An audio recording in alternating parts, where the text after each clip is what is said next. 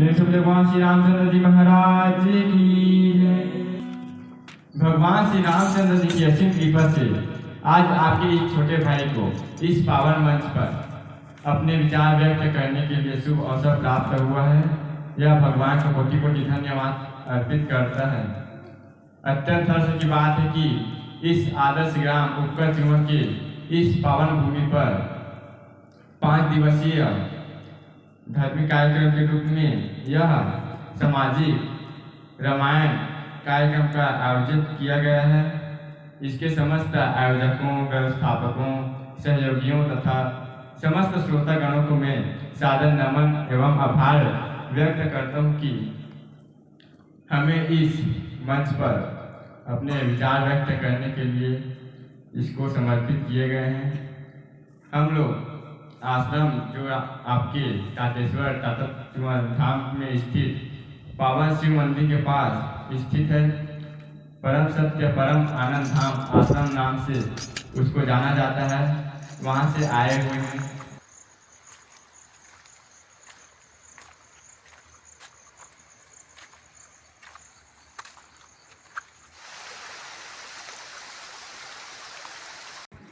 वहाँ 4-5 भक्त लोग निरंतर भगवान श्री विष्णु जी, राम जी, कृष्ण जी की भक्ति सेवा में संलग्न रहते हैं और सत्य सनातन धर्म के प्रचार प्रसार में जुटे रहते हैं और प्रचार प्रसार के माध्यम से बताते हैं कि यह जो मनुष्य शरीर, मानव शरीर जो हमें भगवान की असीम कृपा से प्राप्त हुआ है, इसका प्रयोजन क्या है, इसका लक्ष्य क्या है, हमें यह मनुष्य शरीर किस लिए मिला है, इसको प्राप्त कर हमें क्या करना चाहिए।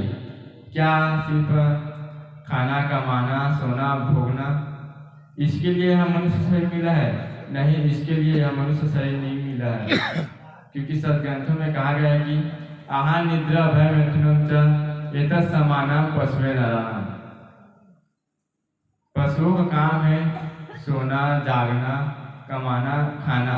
अगर यही काम मनुष्य भी करे तो पशुओं और मनुष्यों में क्या अंतर रह जाएगा? कोई अंतर नहीं रह जाएगा। भगवान श्री रामचंद्र जी जो इस श्री रामचरित मानस की प्रसिद्ध चौपाई है, जो सभी टीकाकारों, व्याख्याकारों के मुख पर लगी रहती है कि बड़े भाग्य मानुष तन पावा, सूर दुर्लभ सदग्रंथन गावा, साधन धाम मोक्ष कर द्वारा पाई नदी परलोक सवारा। यानी कि यह मनुष्य शरीर हमें बड़े भाग्य से मिला है। देवता भी इसको पाने के लिए तरसते हैं।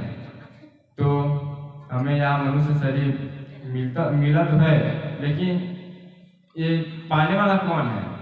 आखिर उसको भी तो जानना है कि इस मनुष्य शरीर किसको मिला है।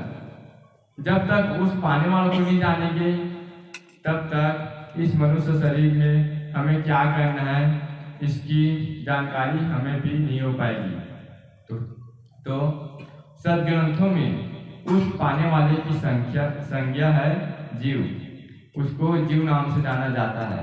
भगवान श्री कृष्ण जी अर्जुन को उपदेश देते हुए कह रहे हैं कि वसांसी जीर्णानि यथा विहाय नवानि गृह्णाति नरोपराणि। अर्थात हे अर्जुन, यह जो जैसे मनुष्य पुराने वस्त्रों को त्याग कर दूसरे नए वस्त्र धारण करता है, उसी प्रकार यथा विहाय ननन्यानि संयाति नवानि देहि। उसी प्रकार यह जीवात्मा जो हम आप सभी हैं, हम शरीर नहीं है। शरीर तो इस संसार में 5 महाभूत 5 तत्व से बना है और इसी में मिल जाएगा। लेकिन इसके अंदर जो जीव है, जिससे यह शरीर क्रियाशील है, वही जीव हम आप सभी हैं। तो जैसे मनुष्य पुराने वस्त्रों को त्याग कर दूसरे नए वस्त्र को धारण करता है, उसी प्रकार यह जीवात्मा पुराने शरीर को त्याग कर दूसरे नए शरीर को प्राप्त होता है। और इस मनुष्य शरीर को भगवान ने माता के गर्भ के माध्यम से हमें इस संसार में वापसी का टिकट साथ में देकर भेजा है। यानी कि इस संसार का एक नाम मृत्यु लोक भी है। समझ रहे हो? इस संसार का नाम एक मृत्यु लोक भी है नाम, यानी कि यहाँ जो भी आया है उसको एक दिन जाना ही जाना है। यहाँ जन्म तो निश्चित नहीं है, लेकिन मृत्यु सुनिश्चित है। यहाँ जन्म होगा इसकी कोई गारंटी नहीं है, लेकिन जिसका जन्म हुआ है वो इस संसार को छोड़कर जाएगा ही जाएगा। ब्रह्मा, इंद्र, शंकर आदि लोकपाल से वरदान प्राप्त बड़े बड़े तपस्वी भी इस मृत्यु के शिकार हुए हैं। तो हम आप सभी कहाँ तक इस मृत्यु से बच पाएंगे? छत्तीसगढ़ी भाषा में एक भजन बना है, उसका जो कुछ लाइन है कि द्रोणा जैसे गुरु चले गए, करण जैसे दानी, बाली जैसे वीर चले गए, रावण का अभिमानी, चोला माटी के है राम, एकर का भरोसा चोला माटी के है ना। इस प्रकार यह मनुष्य शरीर हम आप सभी को भगवान की असीम कृपा से प्राप्त हुआ है। ऐसे देव दुर्लभ मनुष्य शरीर को भगवान ने हमें 3 महत्वपूर्ण चीज साथ में देकर इस संसार में भेजा है। अब यहाँ पर एक शब्द आता है देव दुर्लभ मनुष्य शरीर। तो यह देवताओं को भी दुर्लभ है यह मनुष्य शरीर। क्यों? क्योंकि देव भी एक योनि है जिसे देव योनि कहा जाता है, और अगर देवता को भी मुक्ति चाहिए तो इस मनुष्य शरीर को उनको धारण करना ही पड़ेगा।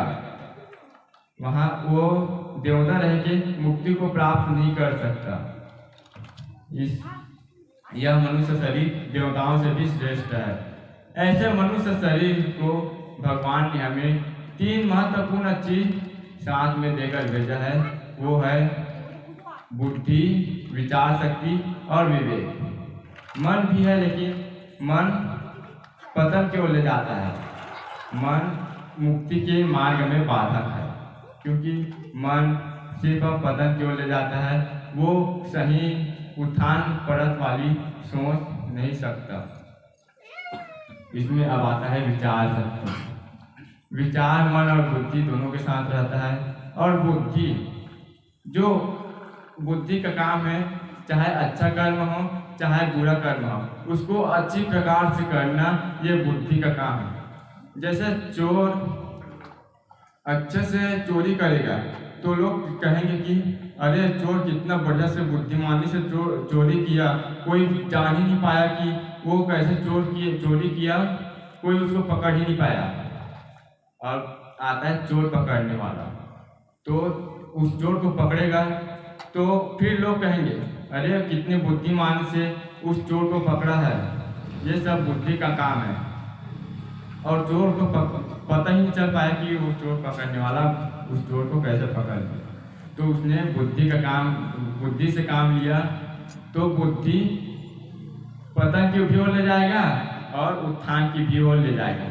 लेकिन इससे भी ऊपर श्रेष्ठ है विवेक। वो सबसे अमूल्य चीज है। विवेक जो है वो सबसे अमूल्य चीज है। वो सिर्फ वो क्या करता है, सही गलत, असत्य धर्म और सत्य धर्म, ये सबका फैसला विवेक करता है, और असत्य अधर्म की ओर न ले जाके सत्य धर्म, न्याय, नीति, सद्गुण की तरफ आगे बढ़ाता है। जो विवेकी होगा, विवेक से काम लेगा, उसकी मुक्ति अमरता तय है। क्योंकि विवेकी ज्ञानी जन ही भगवान के शरण में रह के मुक्ति अमरता को प्राप्त करते हैं। प्रेम से सद्गुरुदेव जी महाराज की जय।